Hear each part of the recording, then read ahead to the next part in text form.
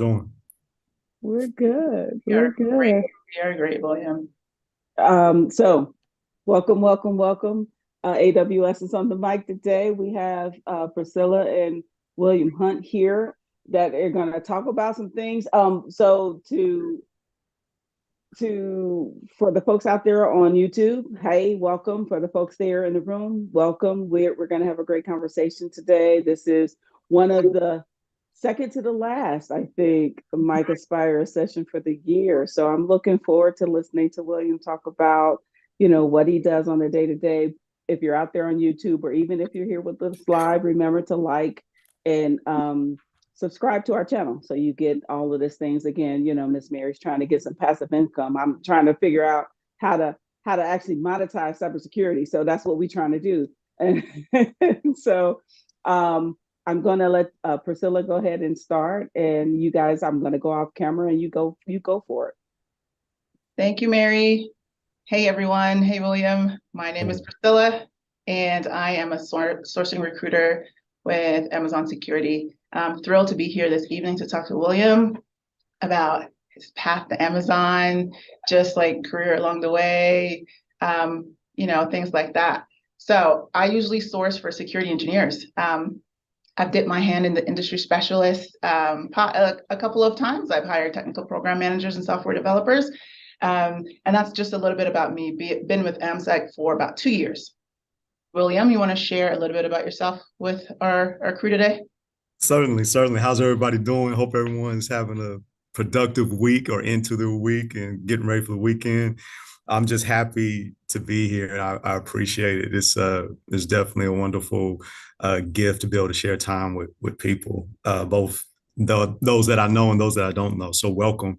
I've been with Amazon for 3 years, 5 months. Initially came over here on the CDO side, which is not necessarily all AWS, but it dips its toes into the AWS ravine. And I eventually what I was doing was third party security. So let me kind of back up, slow down a little bit. I was doing third party security for CDO, and I did that for a year, first year here. And then I decided I wanted to change, and I got involved with the FedRAMP side, which is, for those who don't know, it's a federal program that makes sure that CSPs are protecting federal data as intended. So that's a little bit about myself, unless you want me to kind of dive deeper. But I've been doing this now. I've been leading the team for about 2 years, a little bit more than 2 years now. And I think one of my passions is helping people develop, right? Solving complex problems and helping people develop. So that's a little bit about me. Excellent. That's good to hear. We're going to dive into where it all started. Like, how did you choose, the college you wanted to go to, or the degree that you wanted to get? I looked at your LinkedIn, took a little peek, saw that you have a master's degree, but it started before that. So tell us a little bit about how you decided to go into cybersecurity. Well, it started actually, I was working for my grandfather as a kid, and my grandfather was a master electrician. And so my job, so he wouldn't treat me differently than anybody else, he treated me harsher. So my job was to climb underneath buildings, crawl underneath buildings, and pull wire throughout the building. So imagine, I'm from Northern California. And so we would go to the Bay Area a lot. And in the Bay Area, very historic buildings, which means they're old. And old buildings have old problems. And I would have to crawl underneath these buildings with a flashlight, rats, snakes, any type of thing would be rolling right in front of me. And I knew right then and there, we were in Frisco going through this old building. Knew right then and there I wasn't going to be an electrician. It's like, nah, I'm not doing this. Like, I'm gonna go ahead and work for my grandfather. I'm gonna learn this trade. But when I go to college, and I'm going to college, I will not be an electrician. So initially, I started, oddly enough, as I wanted to get my degree in ethics and law. So philosophy, ethics, and law. But one of the main questions of philosophy is, does it bake bread? That question has been asked for thousands of years. And most people are like, what do you mean, does philosophy bake bread? Does it make money? So most philosophers like Socrates and the others they were poor, and they had to rely on wealthy people feeding them, right? So that they would teach their kids. That's how they made their money. So that's normally how philosophers got paid. They had to find a wealthy family, convince that wealthy family that they could teach their kids how to think outside the box so they wouldn't be farmers or be soldiers, which is mostly what they were, right? They wanted them to be like politicians, senators. So I initially thought, you know what, I'm going to this philosophy thing. I'll probably parlay that into being a lawyer and maybe even a political speechwriter. But then I got involved with computers. So I took computer science 101, and I was like, okay, this is pretty interesting. And then a friend of mine was like, hey, why don't you do this internship? So I did an internship at IBM. Still in college, doing this internship at IBM. IBM is sending me all over California, fixing computers here and there, fixing servers, all kind of things. And I'm like, okay, they don't do this for philosophers. Philosophers don't get to travel like this, so they don't get paid like this. And so it was a paid internship, and I was like, man, this is pretty cool. So I followed it out. Right, I got a degree in management information systems, and I was working for another company, and I realized that I was plateauing. I wasn't reaching the heights that I thought I could reach. And so what I did is I did some research, and I wanted to find out like what job categories, what subjects were going to be paying the most for the longest period of time, meaning that I didn't just want to get into something that was going to pay real quick for right now, but I wanted something that I could get into that was pretty much going to always be around. So cybersecurity came up on that page. I was like, okay, so what part of cybersecurity? Because cybersecurity is the ocean, right? There's so many things within cybersecurity that you could do. And I settled on data assurance. So what that looks like is protecting data in transit and rest, all facets of its life cycle. And once I completed that degree, some doors opened up for me. And one of those doors was AWS. All right. Well, that is a fantastic story. And, I'm happy that you went into information security and that you're here at Amazon. Talk to me a little bit about the internship and what that looked like. Was that a networking thing that kind of got you the opportunity? There are folks here that are probably going to be looking for internships too, to get their feet, kind of stick their toes in the water and learn. So tell us a little bit more about that. So the internship with IBM? So the internship with IBM was pretty funny because I was spinning my wheels. I was in college spinning my wheels. I told you, I'm majoring in philosophy. So I'm taking logic, I'm taking ethics, I'm taking law, I'm taking world religions, and I'm not getting anywhere, right? Like I'm getting these credits, but I'm not getting anywhere. I'm getting I have tons of conversations. I could talk your ear off about, about every religion and every type of thought model, but that wasn't really helping me. And so my brother-in-law was working for the city of Sacramento at the time, working for the city of Sac, and he's on the server farm, meaning that he's working with servers, right?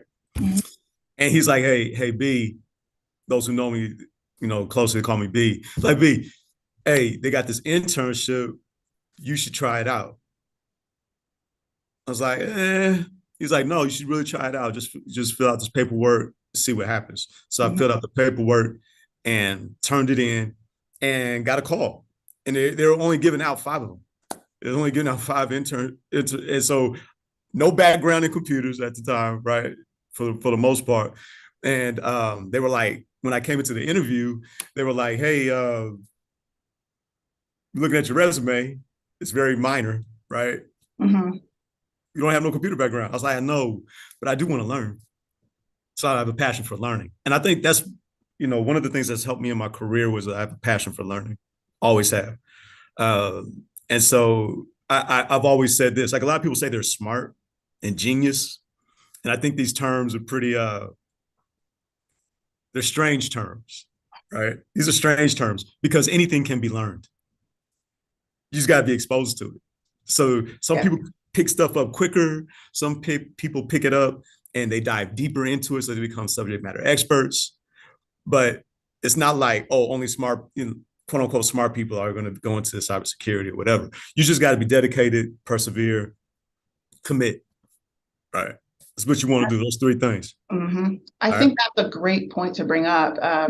Along with the other one, it's okay to change your mind. And I want folks that are out there to understand that you can work on your educational experience as a journey. You're learning, you're meeting people, you're networking, you're doing all these things, and it's a journey. So if you get to a point and you're at a crossroads and you're trying to make a decision, it's okay to change your mind. You can walk it back if you need to. You can continue to walk it forward. Just like William said, take a chance, submit your application, let the team on the other side tell you no if it's a no, but give yourself the opportunity to get a yes. Okay, that's what William did. William took a chance on himself. So that's what you should do for yourself too. And I think that that's like great knowledge to impart to everybody that's, listening into you today. Yeah. Awesome. Be flexible. Yes, absolutely. And, the Amazon leadership principle, learn to be curious, right? You learn not just to pick up the bare minimum, but dive in and be curious. Talk to subject matter experts, read what you can, digest information as best you can in your own way so that you can learn and be better, right? Because you always want to improve yourself. Like you said, you don't want to, it's always day one at Amazon. And that's the kind of mentality that you need for yourself if you want to progress in this field and be at the top all the time. So that's awesome to hear. How did you parlay that experience into a role at Amazon? What did that look like for you? So how did I parlay that experience? There's some years between that experience and Amazon. I've done a lot with most people with recognizable companies. So I've been with Visa, I've been with General Motors, I've been with Apple, obviously IBM, PayPal. So there's a number of companies that I've worked with, and what I took from the internship, because I was a newbie, right? I'm learning these things. I'm learning. And so when you're learning, there's a period of insecurity and there's a period of weakness and self-doubt, right? And so what I learned is that it's exactly that. It's a period, right? It's not going to last forever. Eventually, I'm going to understand what I'm supposed to do. Eventually, I'm going to be able to improve upon the foundational knowledge that I have. So when I came to Amazon, I was doing third-party security before I came to Amazon. But when anyone who's at Amazon knows, it's like a different beast. It's not like any other company that you'll ever work for. And so what I had to do was really engage my uncomfortableness. So writing documents, like before I would just come in and if there was a problem, I'd be like, hey, here's the problem. Here's the impact. Here's my proposal. Bam, we're out. You can't do that here. Like you got to write that stuff out. It has to be clearly articulated that, hey, this is the problem. This is why it's a problem. Here's the impact. Here's our proposal. And this is when we need it by. Here's the owners. There's a number of things that you have to put into a document here at Amazon. And that may be uncomfortable because that document has to be shared, right? So you write this document, you got to share it in front of people. And like, if you've taken ethics and if you've taken law classes, you're used to writing, but this is a different type of writing. So I was writing had to like reshape my mindset around how we write here, had to reshape my mindset about people being critical of what I do, how I write, and not take it personal. I had to basically absorb it and say, okay, I can make this better if I take what they bring to me. And so I learned that throughout my life, like just moving in between. But when I got to Amazon, I really had to apply it. I had to take that information and be coachable, teachable, approachable, right? Because some people, they're just not approachable, so they don't really want to learn. So that's how I used it. I really adapted to that Amazonian like mentality where people are going to push back on your ideas. They may agree with you, but they want to see if you really thought it through. And I had to push back on I had to accept the critiques to help me get better. Right. Yeah. I think that's where you go, you go to the person that's going to give you the good feedback, because it's going to be most helpful for your team, for whatever project you're driving. That's what you want to hear. You want someone that can see the benefit in what you're doing, kind of help you with the blind spots, so that when you push a product out, like, you're in a good spot to begin with. So yeah, feedback and taking feedback is just one of those critical skills you have to have here at Amazon. And I think it's just like, it'll help you, be better in your role, help you be a better person altogether. So yeah, thick skin, definitely need to have that. Is that something that you talk to your direct reports about, just getting feedback and things like that? I do, but I show them more than I mean, talking is really good, but I show them. So the first time out, when we have documents like a program review or a monthly business review, I put it out, right? And then they're invited to this meeting, and they watch their lead take hits, right? They watch their lead take hits. And then in a meeting with just us, I walk them through why I took the hit, right? I walk them through it. Like, hey, this particular sentence could have had a lot more clarity to it. I didn't have the type of clarity that was needed. This didn't state exactly what the issue was. And that's why we had to go back and forth with this other individual. And then I explained to them that critiques, even if the person on the other end is being facetious, mean, it doesn't mean that what they said is wrong. Exactly. Yes. It just means that they can work on their style of presenting you the information. My grandfather and my pops were pretty hard men, right?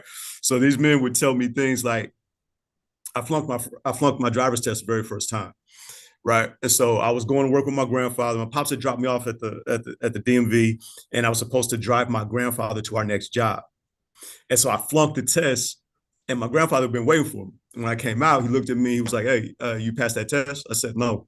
He's like, "I would have let you drive, but I got a dummy for a grandson." Now, a lot of people are like, "Oh, that's so harsh," but he knew like you got to know the people who report to you. I'm ultra competitive, right? Ultra competitive. So I don't take those types of things like a dig at my soul. Like, some people are like, "Oh my gosh, I'm dumb." I'm like, "Okay, you have to wait a week. I'm not gonna miss one. I'm not gonna miss not one question on the next exam." Next exam, got the 100, whatever, and I threw it in my grandfather's face. Hand me those keys, right? You gotta hand me them keys. But you got to know the people who report to you. So my team, I take out time to know them as people. They're not resources. They're not employees. They are actual people whom, if I do the right thing, I can not only impact them on the job, but in their personal life. Like, I can help write that document that's going to get them promoted. I can add value to them outside of work. And so that's one of the things that I like, because when people get promoted and they get more money, that can help their quality of living. So you gotta, like, I tell my team all the time, and especially in our one-on-ones, I'm here for the 3 Ps. I'm here to help you promote. I'm here to help you get paid. and I'm here to see you persevere through the hard times. And when people see that you really care about them outside of work, then it's easy for them to take a critique. It's very difficult to take a critique from somebody who you don't think has your best interest at heart. Yeah, that's super important, and definitely an appreciated skill for a manager. Definitely love that. I think it's great that you coach. I was an athlete in college, right? So this sounds very much like coaching, and you've been taking feedback for years, and you know how to adjust, you know how to shift according to what you hear. And I think that by modeling those behaviors for your direct reports, you are reinforcing their armor, essentially, right? Showing them it's okay to put your work out there, be vulnerable, take the feedback, and make improvements.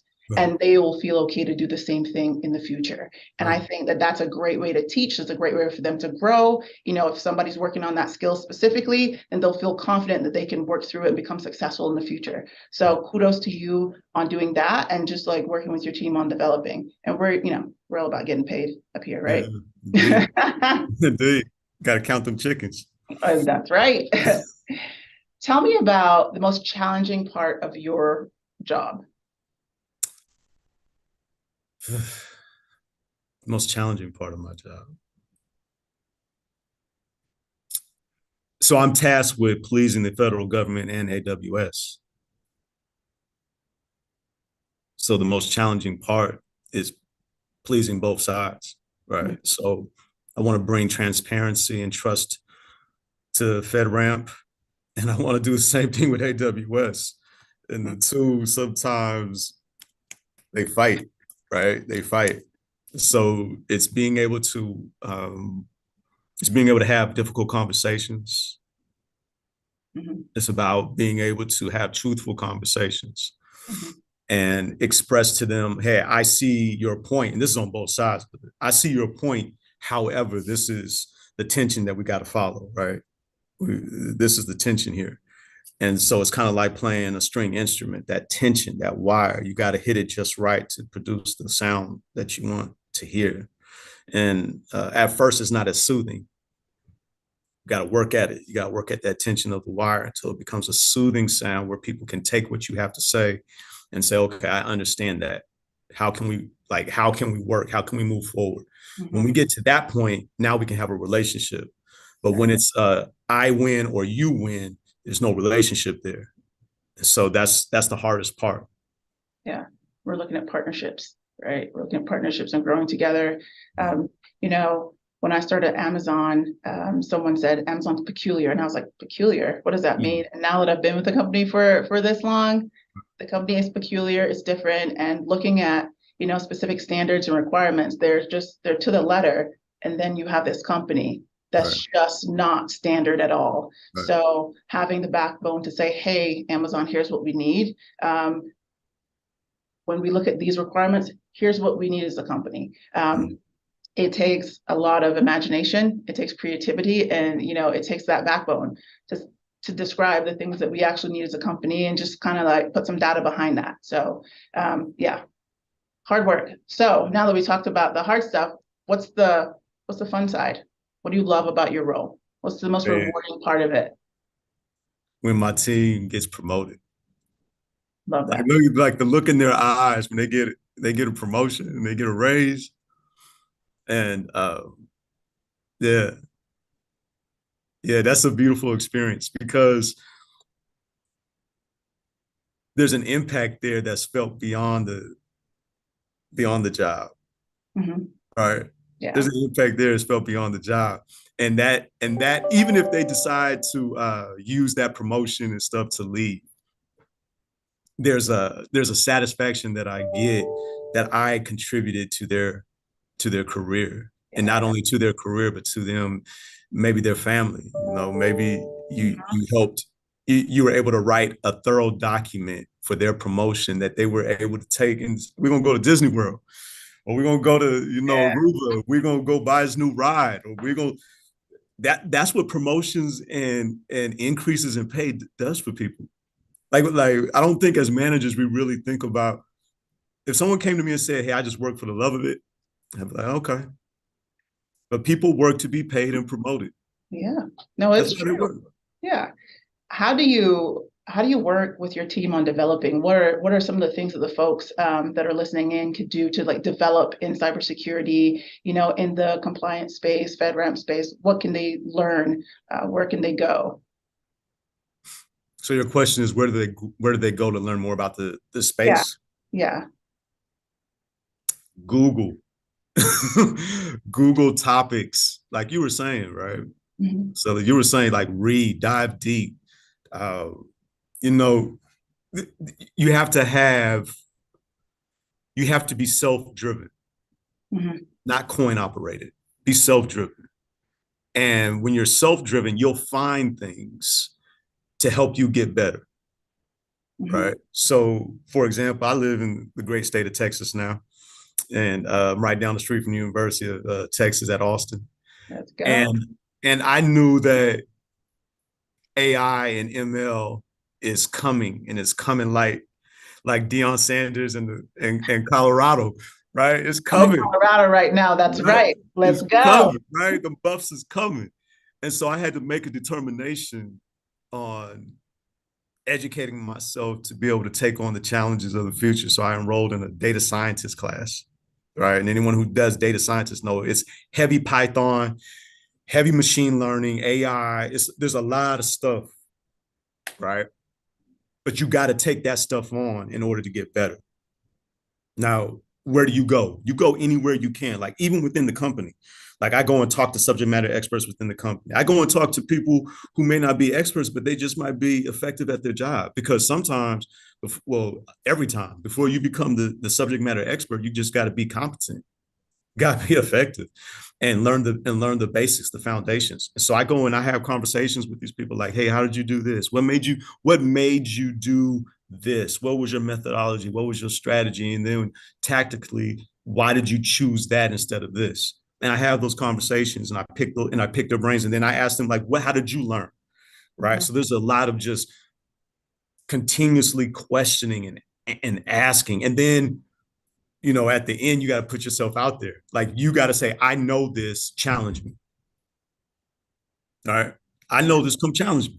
And then if they beat you down, then you go back, you go back, you do some more studying, you do some more training, and then you come back and you say, okay, I think I got it now. Let's try it again.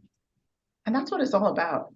This is cybersecurity. Things change every day. Okay. So you're not ever going to reach the peak of the mountain. It's gonna keep growing. So you have to stay with it. You have to stay on that hike and dig in and learn and find your area of expertise, right? And stick with it long term. So I absolutely love that. Are there any like cybersecurity certifications, anything that you think would that you did that you feel would be appropriate for folks to look into at this point? Yeah, I would say use the resources that are available to you before I answer that question, right? Use all the available resources that you have. So at AWS, we have all kinds of certifications that we can get if you just take time to go through the courses and then take the exam. So the first thing I got within the first 6 months that I was working here, actually was in the first 2 months, I got it within the first 2 months, was my AWS cloud practitioner. So it's just to start off, help you understand the cloud, to prove that you have an understanding of how things operate and how they connect. And then you can build off that. The second thing I got was a cloud essentials from SANS class. So what that cloud certification is covering AWS, Google's cloud, and Azure, right? And it was the security essentials and foundational pieces for being able to do that. And I just continue to grow on that. Like right now, while I'm doing this class, I'm not taking any certifications, but after I'm done with this course, it's a 9-month course I'm in, then I'm going to take the AWS certified cloud engineer, right? So I want to continue to grow my technical skills and my understanding of cloud, and then I'm going to get more into AI and machine learning. I love it. Okay, folks, I want you to hear this. William is not just a manager, right? Let me tell you something technical, hands-on, diving in, learning, like able to do the work, talk about the work, gives you sympathy when you ask for something, right? Because you understand what it takes to complete a task. So if you're looking at, applying for roles at Amazon, know that all the technical skills required, but also that you should be curious. You should welcome feedback. It shows up during conversations with candidates that I talk to. I can tell the ones that are going to be successful because they ask a lot of questions. They're curious. They want to learn. They want to know. They want to know about team structures and things like that because it gives them a great basis to work off of. Helps them understand how to frame answers to questions and things like that. So yeah, great information that you shared today. I know you talked about AI and that's where the industry is going. Anything else you want to add to that? Like, what is the industry going to look like in 5 years? What projects do you think are going to be interesting to dive into? Let me answer this question before that. There was a question that came up, what about those with limited resources? That's a good question. And that's a really good question. So your local library uh, will have resources that you can use, right, for free. You don't even have to check the book out. What I would say when you have limited resources is use your time very wisely. Think through, because that's the most valuable. No matter how much money you make, your most valuable asset is your time. All right. So you want to use that. Get your time down. Find out what you can afford to sacrifice, because it's a sacrifice to gaining what you want in life. What you're willing to sacrifice in order to get the information that you need. And when it comes to your time, do your due diligence. Don't start with machine learning if you're not familiar with the concept of a CPU, right? So you want to start at the basis, get the basics down, and then build on that. So when you have limited resources, remember, you don't have the time or the resources to waste. So you want to be very picky about what you're studying.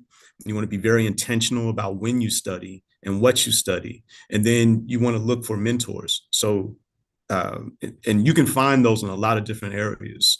Your local university, there will be areas where you can go in order to find resources to help you accomplish your goals. Never give yourself a reason to fail.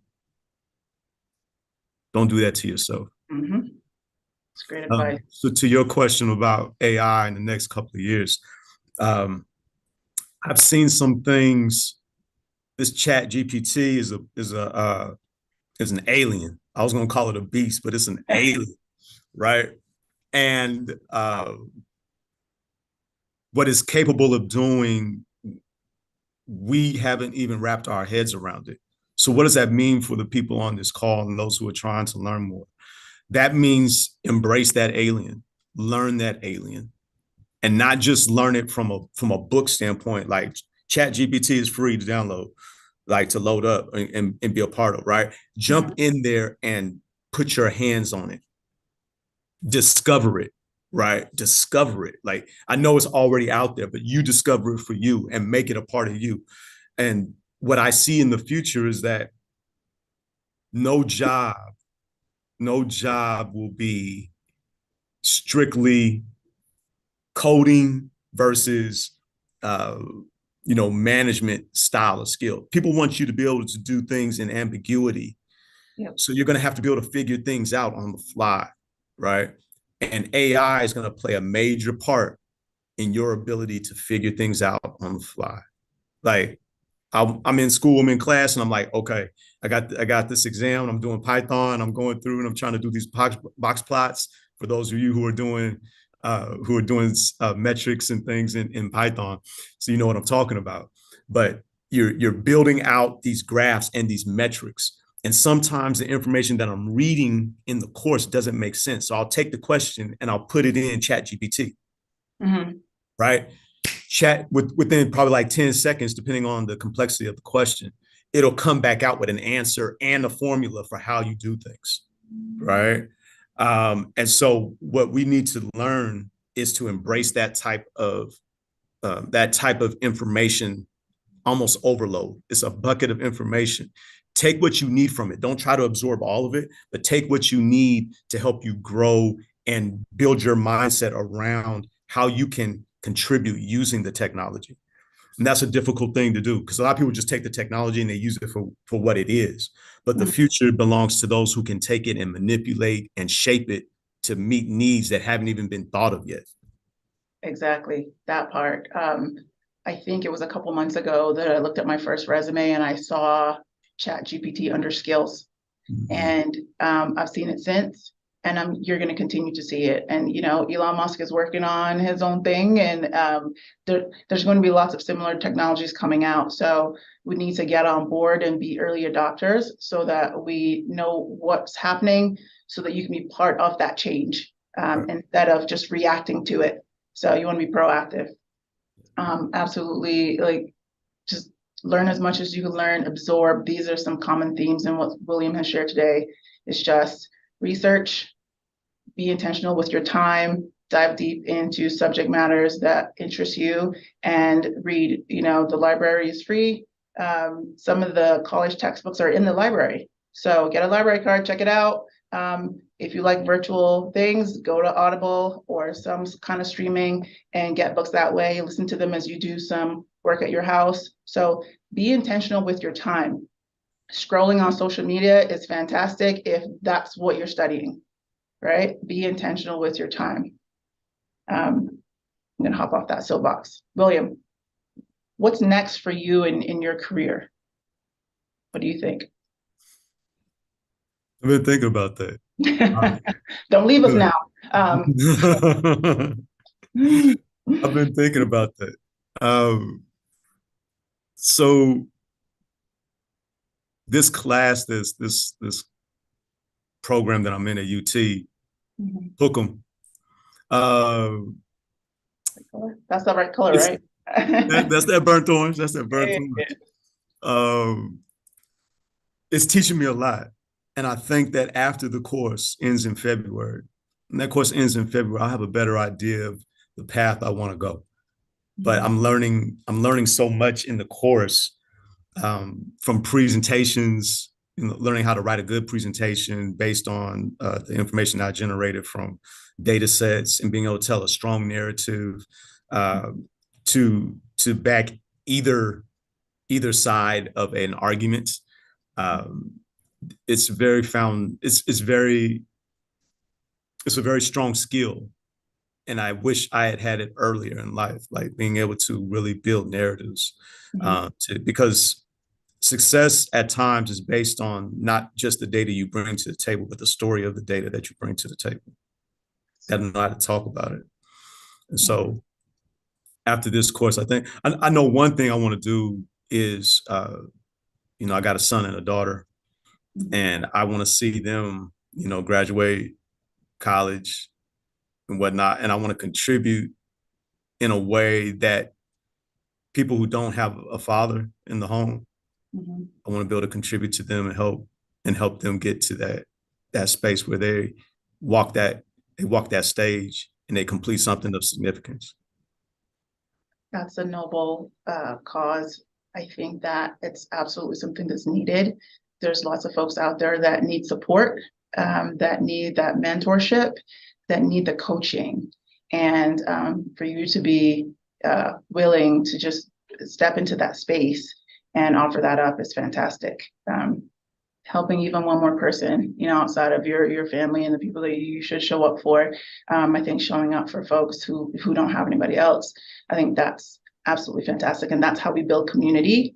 That's how we help increase learning, and that's how we grow together. So kudos to you for that. I think somebody dropped a comment in the chat. If you have any questions, drop them in the chat.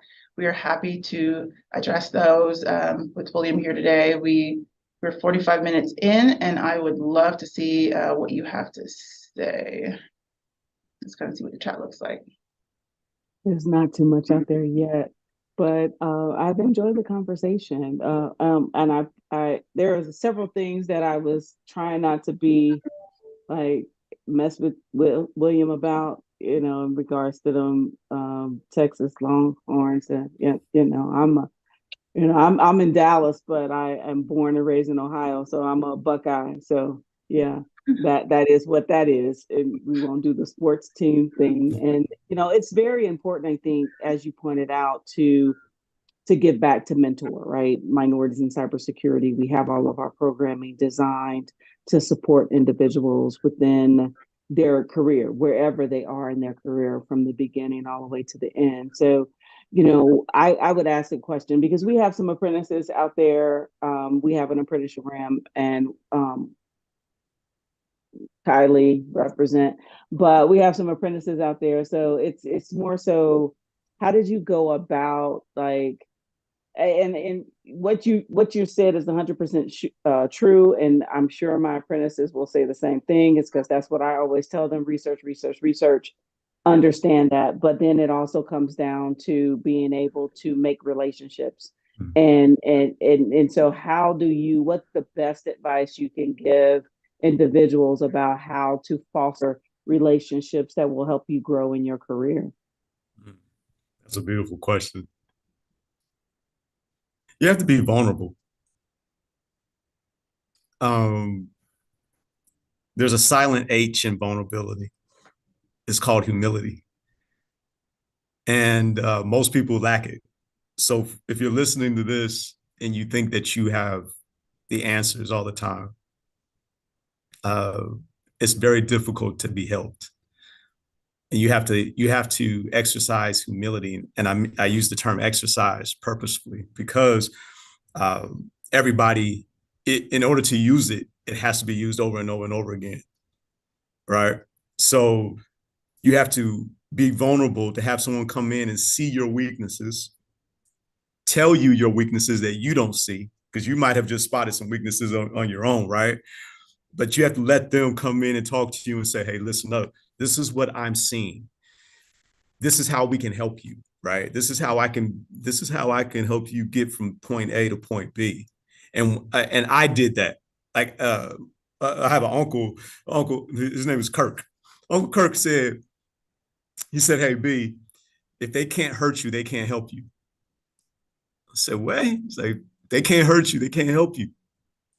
And what he was saying was that I have to be open to someone pinpointing some areas in me that are not so beautiful, right? The unattractiveness about me, I have to be open to someone coming in and saying, hey, B, I see you got some issues over here. You lack patience. You're not studying enough before meetings, preparing for meetings, so you don't answer questions as you should, or you have a tendency not to really listen and hear what the people are asking for. You need someone in your life has the right to criticize you, and you take it and grow from it. So that's how you build relationships. Like relationships that are only strong during good times aren't relationships. Those are transactions. You need relationships where they can come to you and you can embrace their words and know that their words hurt, but they don't harm. That's how you really grow, right? That's how you really grow. And if you don't have that, I don't know what I mean, if you don't want that, if you don't seek that, then I don't know how you're going to grow. Right? You might grow tall, but you have no root. So when something comes, it'll just rip you completely out of the ground. You won't be stable. But if you know who you are, and the only way you know who you are, I tell my son all the time, 17 years old, that's my boy, right? I call him Tag because I thought he was going to be it. Like Tag, that's it. I was out the game. That's my son. And I said, son, like, hey, I love you, but I'm not your friend right now. Like I'm dad, and dad says some difficult things. We have difficult conversations because that's my job. And you need someone in your life that's going to have the difficult conversations with you. They might make you cry, they might make you angry, but at the end of the day, those are emotions, right? You know that in your heart, they're doing what's best for you. I'm gonna have you come talk to my apprentices because I'm a little hard on I'm a little hard on them. And they get in their feelings a little bit about being hard on them. I would say, Mr. Hunt, you're probably a Gen Xer like me, just essentially trying to let you guys understand that these conversations, you should value those conversations. The difficult ones, because that's what's going to help you get to the next level. I don't know if we have any. Someone said it they want you to give up your email address. I'm not giving up your email address. You could enter into the Minorities in Cybersecurity mentorship program, and somebody can look up and get you. But Kadarius, I'm not giving up Mr. Hunt's email. But if he wants to give you his LinkedIn, that's what I did. I dropped a LinkedIn link in there so folks can click on that and kind of connect and be sure to say you were here and that you heard his talk for minorities in cybersecurity, because otherwise, if he's like me, it will be ignored. It will go into a bucket of that's a little bit. I got a story to tell. I tell the Okay. story real quick. Yeah, Yes. absolutely. I want y'all to pay close attention to this story. So there was a king, and he was gifted two baby eagles.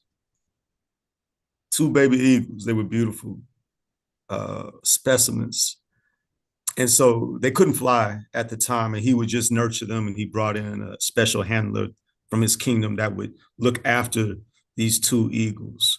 And as they began to mature, they began to fly.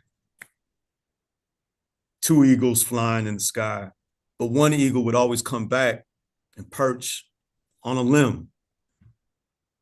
The king would always ask, try to shoo it, try to get it to fly as high as the other eagle that would touch the sky. Its wings would span for seem like forever. And the king was just fascinated with the majestic beauty of that eagle, and he wanted his other eagle to emulate that eagle. So day after day and week after week, he would encourage both birds to fly. And as it happened the first day, on the 30th day, one bird would fly and touch the sky, and the other one would just fly just high enough and then come back and rest on the limb. So he put out a decree, and he said in this decree, whomever can get my eagle to fly and touch the sky, I will make wealthy, give you untold wealth.